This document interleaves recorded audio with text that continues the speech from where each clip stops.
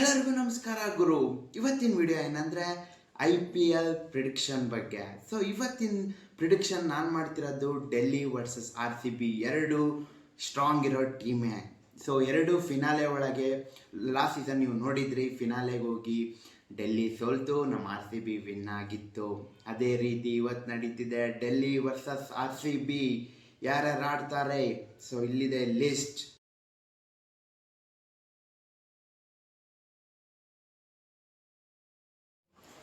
ನೋಡಿದ್ರಲ್ಲ, ಪ್ಲೇಯಿಂಗ್ 11ಅಲ್ಲಿ ನಮ್ಮ ಶ್ರೇಯಾಂಕ ಪಾಟೀಲ್ ಇಲ್ಲ ಅಂತ ನಮಗಂತೂ ತುಂಬ ಬೇಜಾರಿದೆ. ನಮ್ಮ ಕನ್ನಡತಿ ಆಡಬೇಕು ಅನ್ನೋದೇ ನಮ್ಮೆಲ್ಲರ ಆಸೆ. ಆದರೆ ನೆಕ್ಸ್ಟ್ ಸೀಸನ್ ಕಮ್ ಬ್ಯಾಕ್ ಮಾಡಲಿ ಅಂತ, ಸ್ಟ್ರಾಂಗಾಗಿ ಕಮ್ ಬ್ಯಾಕ್ ಮಾಡ್ತಾರಂತೆ ಎಲ್ಲರೂ ಅಂದ್ಕೊಂಡಿದ್ದೀವಿ. ಅಂದ್ಕೊಳೋದಲ್ಲ, ಆಡ್ತಾರೆ. ಸೊ ನಮ್ಮ ಪೆರ್ರಿ ಅವರಿಗೆ ಇಂಜುರಿ ಆಗಿತ್ತು. ಅವ್ರು ಈ ಸತಿ ಬೌಲಿಂಗ್ ಮಾಡ್ತಾರೋ ಇಲ್ಲ ನೋಡೋಣ. ಸೊ ಈಗ ನಮಗೆ ಪಿಚ್ ವಿಚಾರಕ್ಕೆ ಬಂದರೆ ನೋಡೋಣ ಏನೇನು pitch. So match number 4. So Delhi versus RCB ಈ ಮ್ಯಾಚ್ ನಡೀತಿರೋದು ವದೋರಾ ಆ ಸ್ಟೇಡಿಯಮಲ್ಲಿ ನಡೀತಿರೋದು.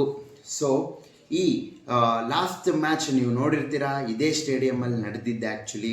ಸೊ ಗುಜರಾತು 201 ಹೊಡೆದಿದೆ 5 ವಿಕೆಟಿಗೆ. 20 ಓವರ್ ಆಗಿತ್ತು. ಫಸ್ಟ್ ಬ್ಯಾಟಿಂಗ್ ಮಾಡಿದರು. ನೆಕ್ಸ್ಟ್ RCB ಅವರು 202 ರನ್ ಹೊಡೆದಿದ್ದಾರೆ. 4 ವಿಕೆಟ್ ಆಗಿದೆ. ಬರೀ 18.2 ಓವರ್ಸಲ್ಲಿ ಅವರು ಗೇಮ್ನ ಮುಗಿಸಿದ್ದಾರೆ. ಸೊ ಹಾಗಾಗಿ RCB ವಿನ್ ಆಗಿತ್ತು. ಲಾಸ್ಟ್ ಮ್ಯಾಚು ಇದೇ ಸ್ಟೇಡಿಯಮ್ಮಲ್ಲಿ ಆಡಿದ್ದು.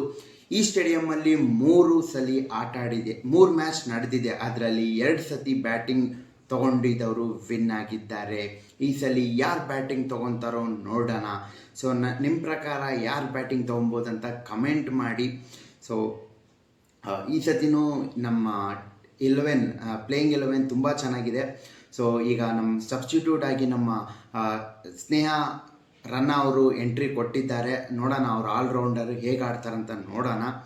ಸೊ ಬನ್ನಿ, ವಿಡಿಯೋ ಇಷ್ಟ ಆದರೆ ಲೈಕ್ ಮಾಡಿ, ಶೇರ್ ಮಾಡಿ, ಕಮೆಂಟ್ ಮಾಡಿ. ಧನ್ಯವಾದಗಳು.